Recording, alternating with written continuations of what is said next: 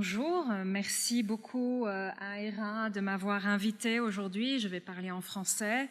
Et l'objet de la présentation est d'aborder, comme Natura l'a mentionné, les développements récents dans la jurisprudence de la Cour de justice de l'Union européenne. Et récent, ça signifie au cours de l'année écoulée. Et ce, en matière d'aide d'État, évidemment, dans le secteur de l'énergie. En réalité, il y a eu peu de cas traités par la Cour de justice et j'en ai sélectionné deux, les arrêts Dobeles et Vejam. Alors, l'intérêt immédiat, bien sûr, est pour les praticiens dans le secteur de l'énergie et en particulier pour des investissements dans la transition énergétique, qui continuera à être subventionné et qui est fortement subventionné, mais aussi pour d'autres secteurs éventuels qui pourraient faire l'objet de subventions au fonctionnement tel que dans le secteur des énergies renouvelables. Donc ces arrêts touchent essentiellement à la notion d'aide, à la compatibilité et à l'illégalité. J'espère que nous allons pouvoir avoir une discussion intéressante sur ces cas. Donc le premier cas a trait à un litige qui a été porté devant les juridictions lettonnes et initié par Dobeles et GM, qui sont deux petits producteurs d'électricité à partir d'énergie renouvelable. Avant 2005, l'électricité que ces petits producteurs produisaient en excès de leurs besoins propres était vendue aux distributeurs d'électricité à un prix qui était le double du prix du marché.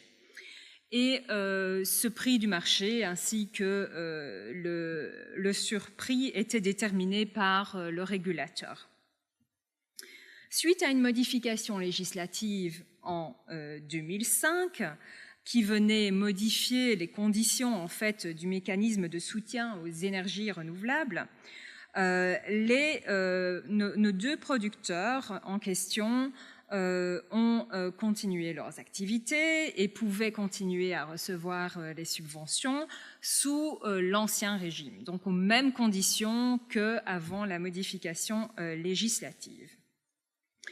Le régulateur a cependant interprété cette modification législative comme signifiant qu'en réalité, le prix dont pouvaient bénéficier ces producteurs était bloqué au niveau de 2005 et n'allait plus être actualisé comme ça avait été à l'époque. En revanche, une juridiction lettonne a considéré que cette interprétation était erronée et donc a fait droit à la demande de Dobeles et de GM d'obtenir des dommages et intérêts. Toutefois, le litige est allé jusque la Cour suprême qui a posé alors les questions préjudicielles que nous allons discuter maintenant.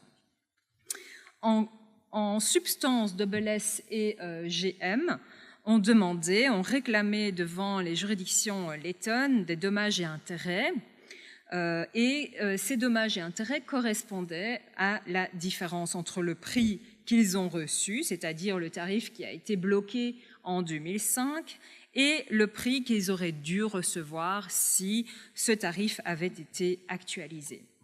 Je tiens à souligner que jusque-là, ce régime d'aide n'a pas été soumis au contrôle de la Commission européenne.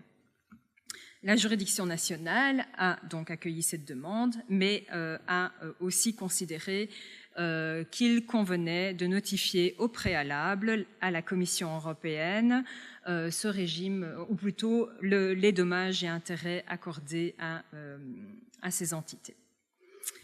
Il y a plusieurs questions intéressantes qui ont été posées à la Cour de justice, dont notamment celle-ci, relative aux ressources d'État.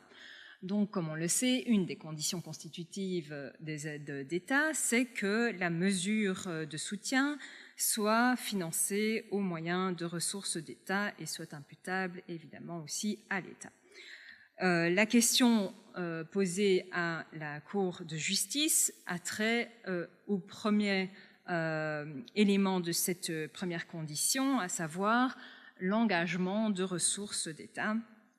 Il s'agit d'une question que l'on rencontre très souvent dans le secteur de l'énergie, en particulier pour des mesures de soutien aux énergies renouvelables, et ce parce que les mesures prennent souvent la forme d'un surprix par rapport au prix du marché, qui est alors financé par des consommateurs, par des utilisateurs. Ici, la question se pose de savoir si le financement, bien qu'il provient des consommateurs, peut néanmoins engager des ressources d'État. Il y a une longue jurisprudence que vous connaissez certainement sur cette question-là, en retournant en 2001, donc à une période même antérieure à l'existence de cette conférence.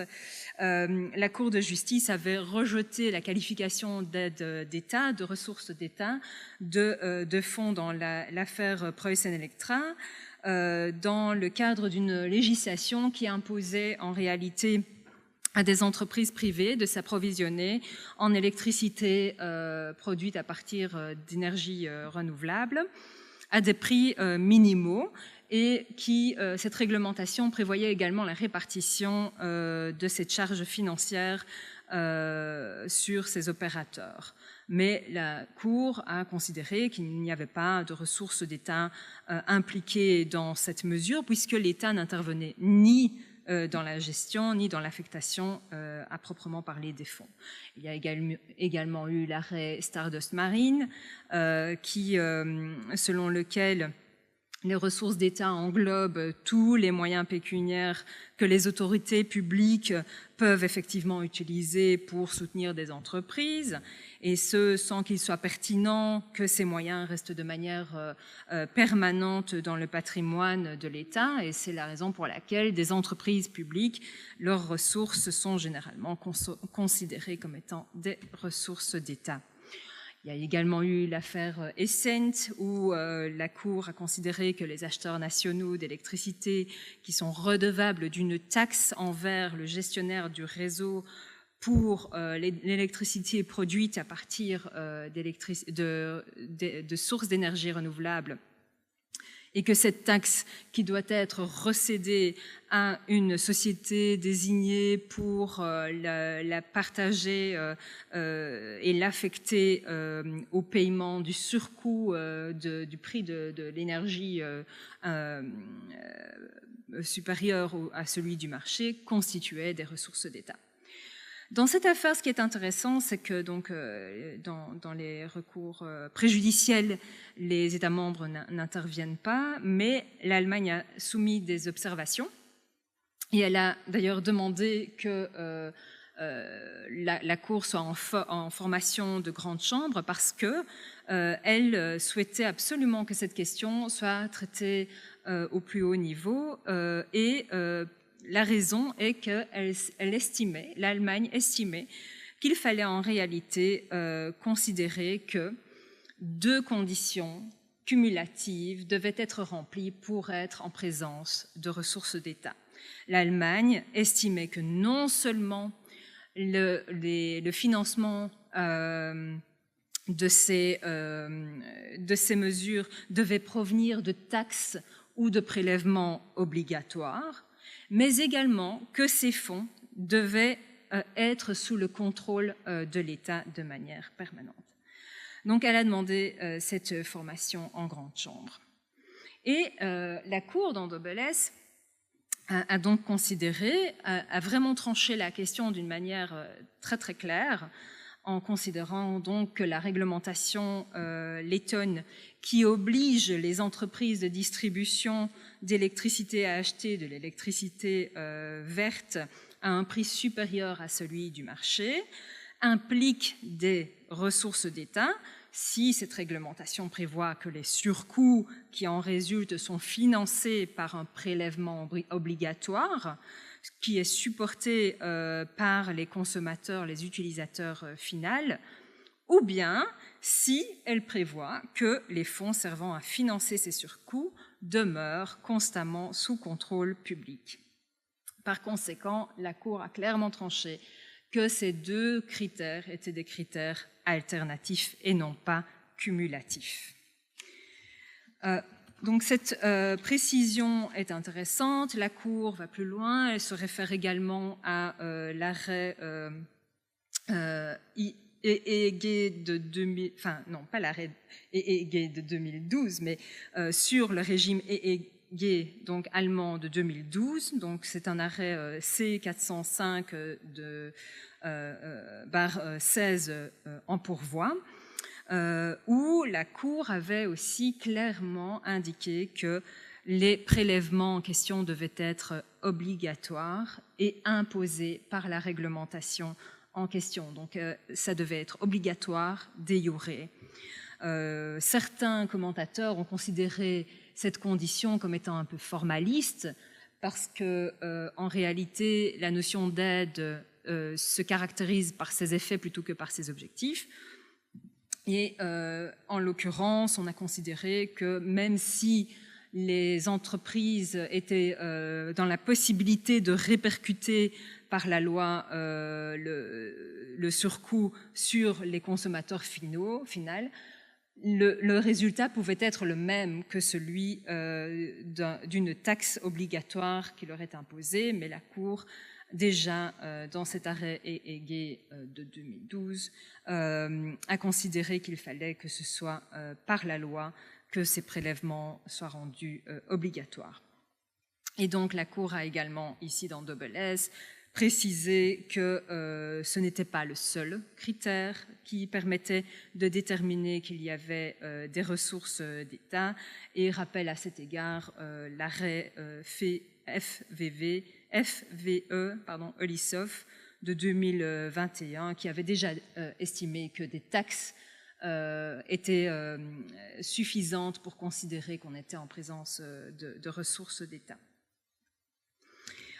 Ainsi, dans l'hypothèse où la loi n'impose pas que les coûts additionnels d'un mécanisme de soutien aux renouvelables soient répercutés sur les utilisateurs finaux, donc c'est-à-dire que ça ne constitue pas une taxe ou n'est pas assimilé à une taxe, des ressources d'État pourraient néanmoins être impliquées si les ressources sont sous contrôle permanent de l'État.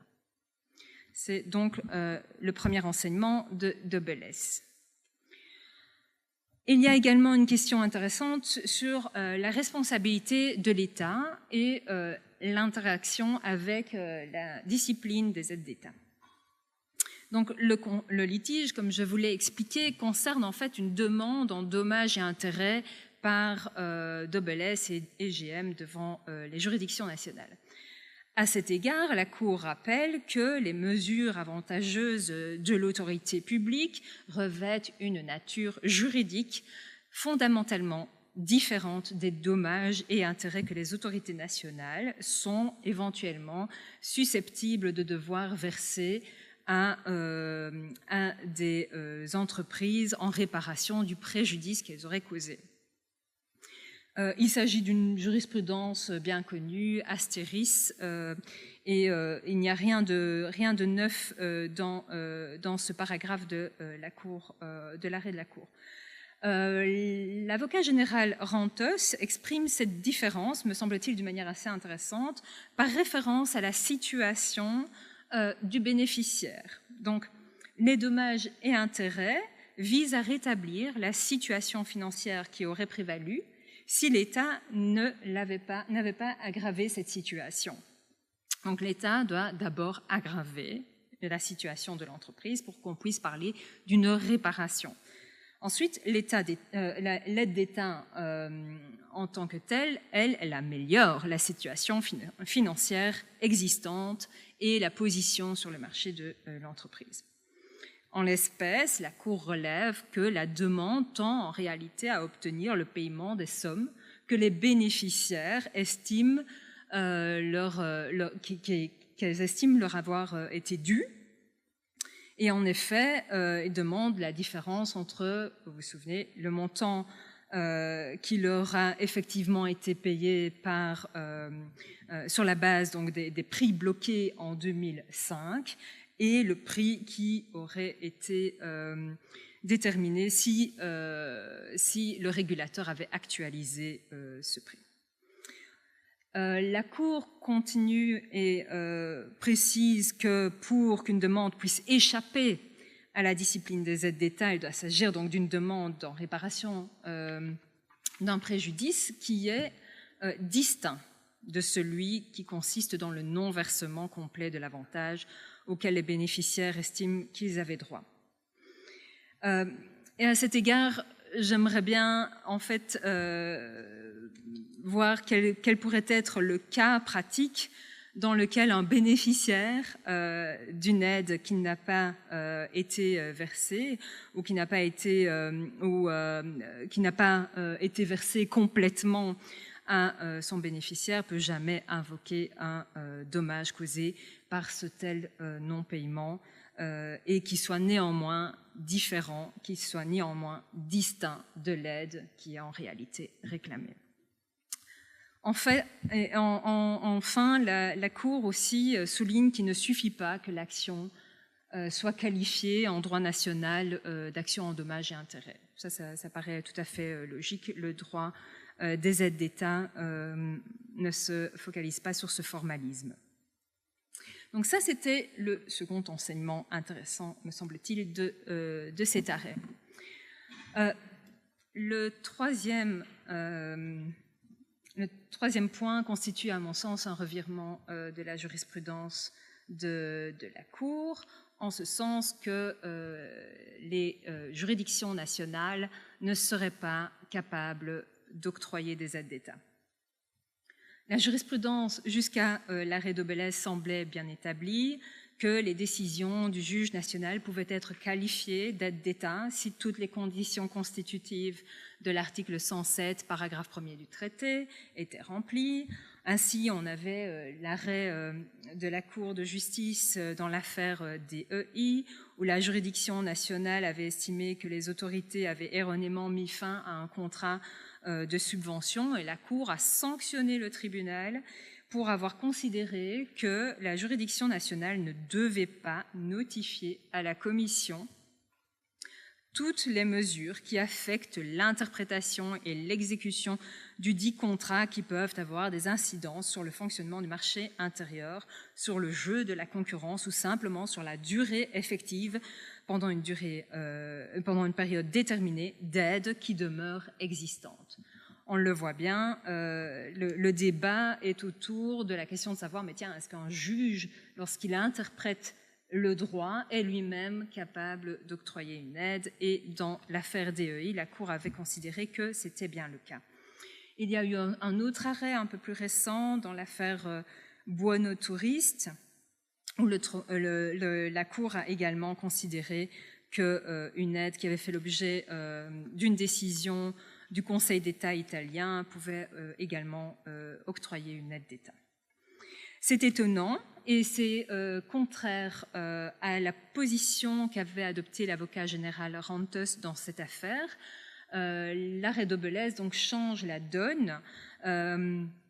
Et bien que la Cour rappelle que les aides se caractérisent par leurs effets, non pas par leurs objectifs, elle estime que la caractérisation des aides par leurs effets ne signifie pas qu'une aide ne puisse pas être définie également par sa nature. Et ainsi, elle décide que les décisions des juges nationaux, par leur nature même, ne sont pas susceptibles de constituer un octroi d'aide parce que un tel octroi relève d'une appréciation d'opportunité qui est étrangère à l'office du juge. L'office du juge national, à mon sens, n'est pas un point de droit qui relève de la compétence de la Cour de justice de l'Union. En décidant ainsi, me semble-t-il, la Cour s'empare d'un point de droit national, à savoir qui est compétent pour instituer une aide d'État. Or, comme rappelé par l'avocat général Rantos dans ses conclusions, l'identité de l'organe de l'État qui institue une aide d'État n'est pas pertinente pour déterminer la présence d'une aide. Et donc la question pourrait aussi se poser de savoir si dorénavant on pourrait échapper à la discipline des aides d'État simplement en ayant une décision prise par un organe qui n'était pas compétent à la base pour ce faire. Les évolutions, on les verra probablement dans des arrêts futurs. Et en tous les cas, ce sera ressenti très rapidement devant les juridictions nationales. Un autre concerne la qualification d'aide existante.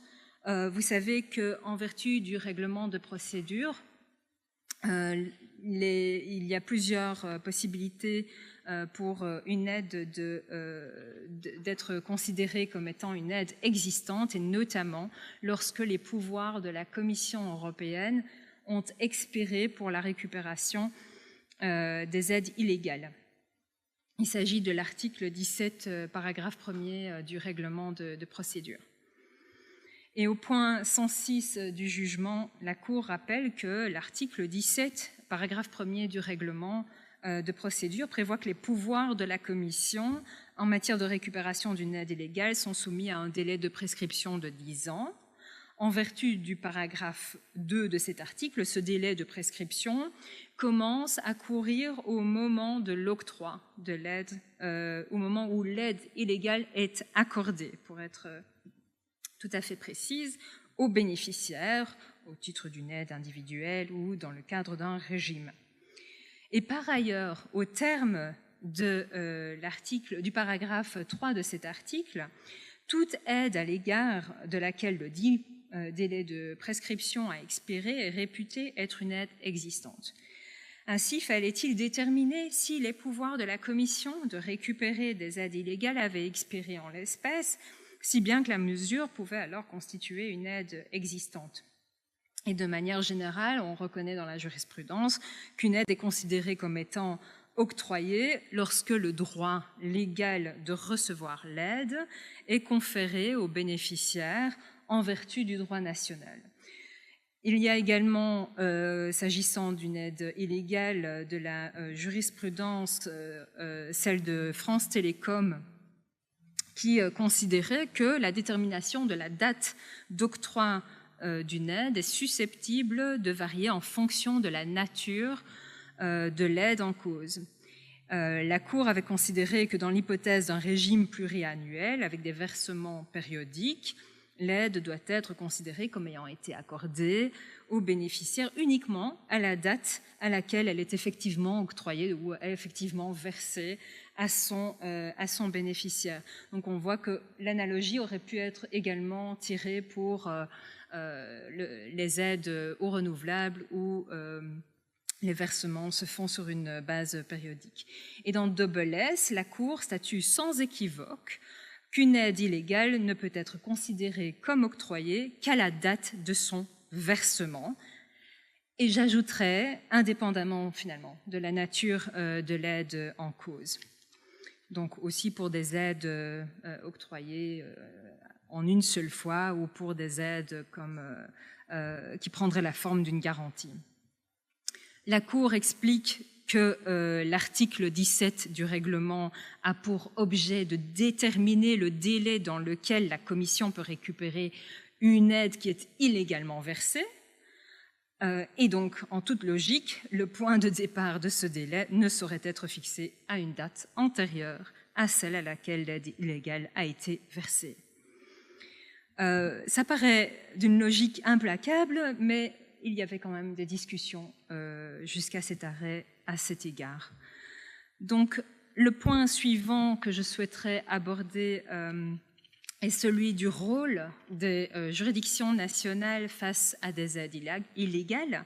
La Cour rappelle que la mission des juridictions nationales dans la mise en œuvre du système de contrôle des aides d'État comporte notamment l'obligation de vérifier si l'État membre a bien notifié une mesure qui comporte une aide d'État, et si ce n'est pas le cas, le juge doit la déclarer illégale. Ainsi, il appartient aux juridictions nationales de tirer toutes les conséquences de la violation de l'article 108, 108 paragraphe 3 du traité qui impose la notification préalable et l'obligation de standstill pour les aides d'État. Donc, par conséquent, le juge national qui est saisi d'une demande visant le versement d'une aide illégale doit forcément rejeter cette demande. Le juge national peut toutefois faire droit à une demande de versement d'une aide illégale, sous la condition, bien entendu, qu'il y ait une notification et une approbation préalable par la Commission européenne. Donc ça, c'est un peu la solution qu'a trouvée la Cour face à la question, ou plutôt au vide laissé par le fait que la Cour n'est pas elle-même, la juridiction nationale n'est pas elle-même capable d'octroyer une aide d'État.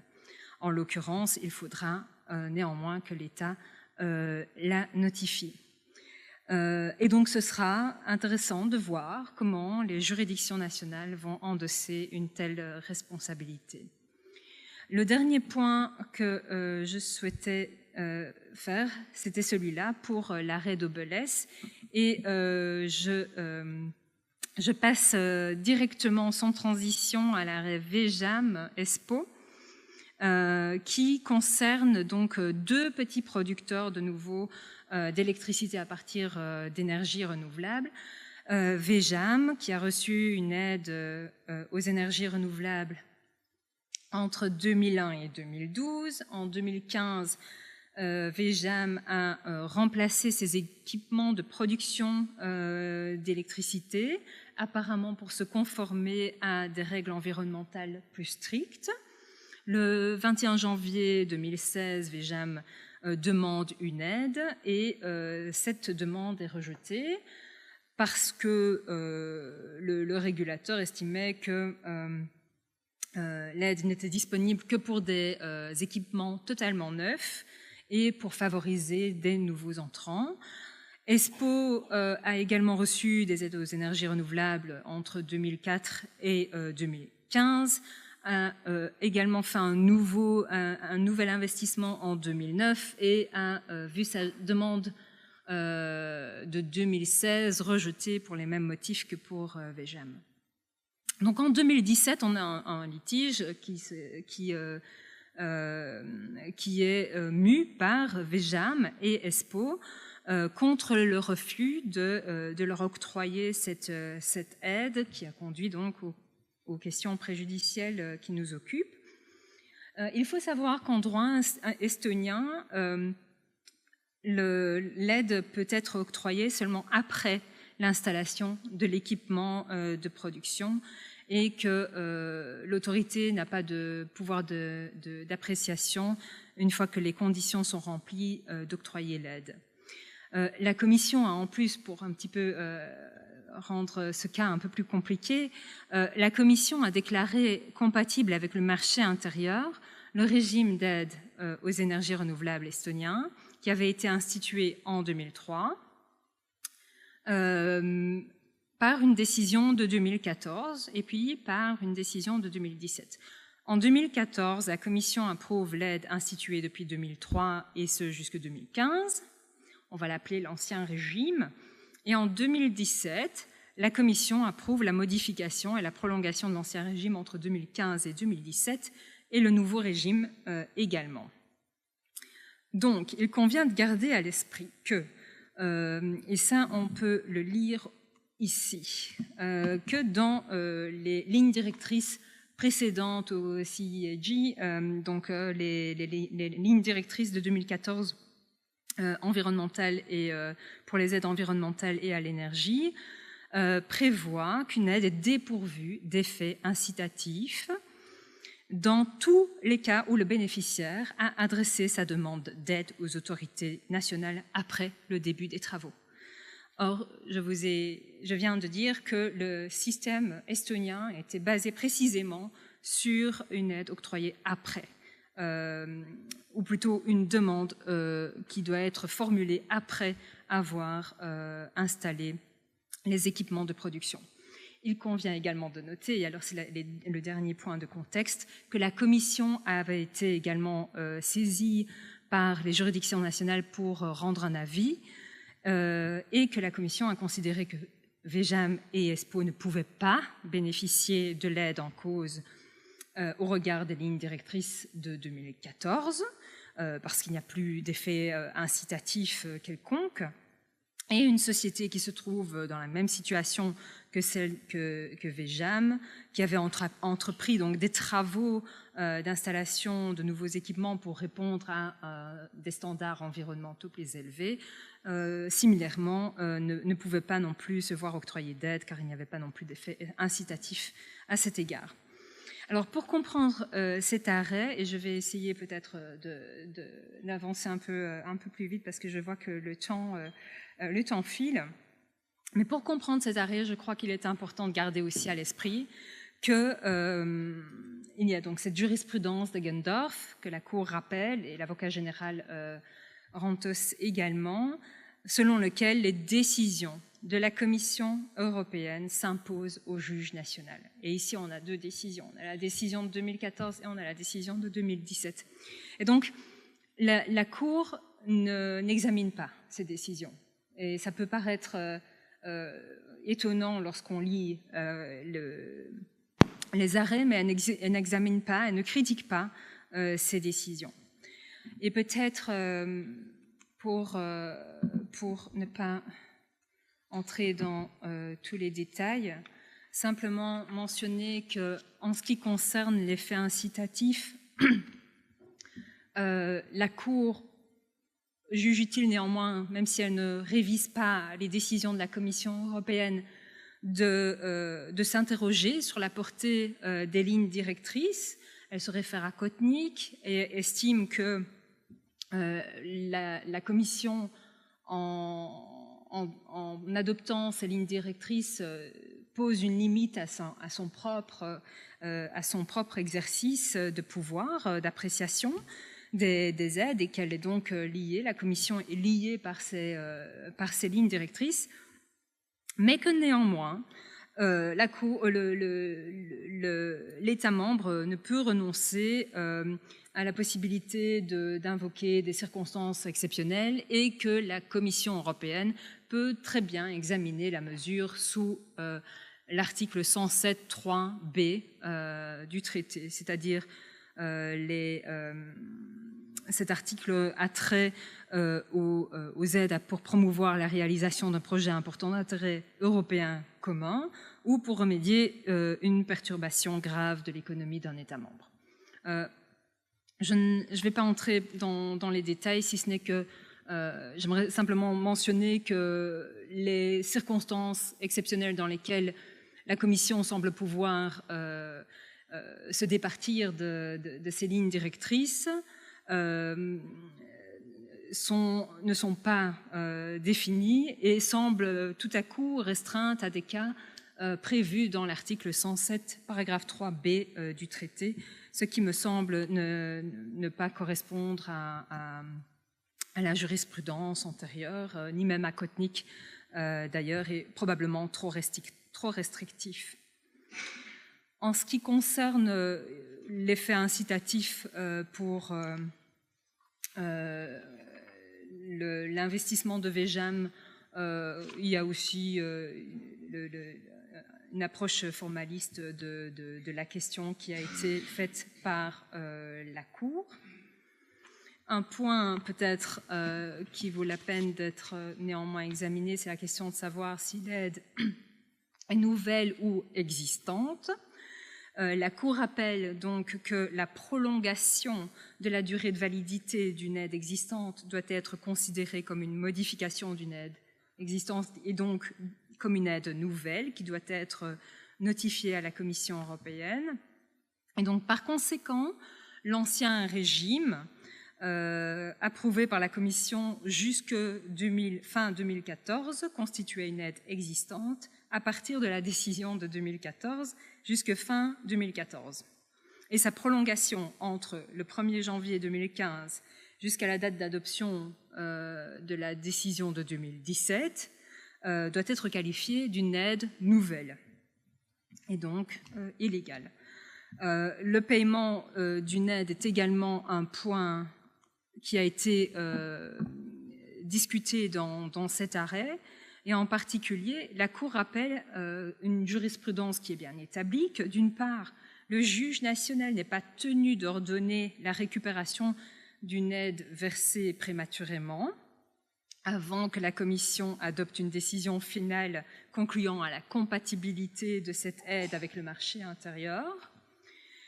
Mais d'autre part, le juge national est tenu, en application du droit de l'Union, d'ordonner aux bénéficiaires de l'aide le paiement au titre de la période d'illégalité des intérêts sur cette aide.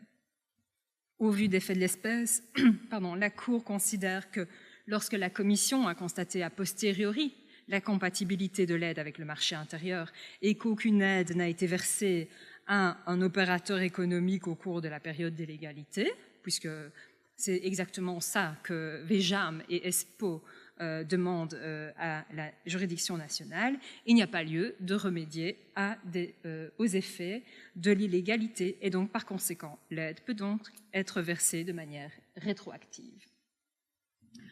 C'en est tout pour cet arrêt, mais je pense que j'ai déjà pris beaucoup de votre temps. Donc, je vais simplement terminer par une conclusion très très courte, qu'effectivement, ces deux arrêts apportent certaines clarifications qui sont très intéressantes, en particulier sur la notion de ressources d'État, le début du délai de prescription de 10 ans pour les aides illégales et la possibilité de verser des aides illégales rétroactivement. Mais la Cour opère également un revirement qui est important et encore incertain en ce que les juges ne sont pas capables d'octroyer des aides d'État.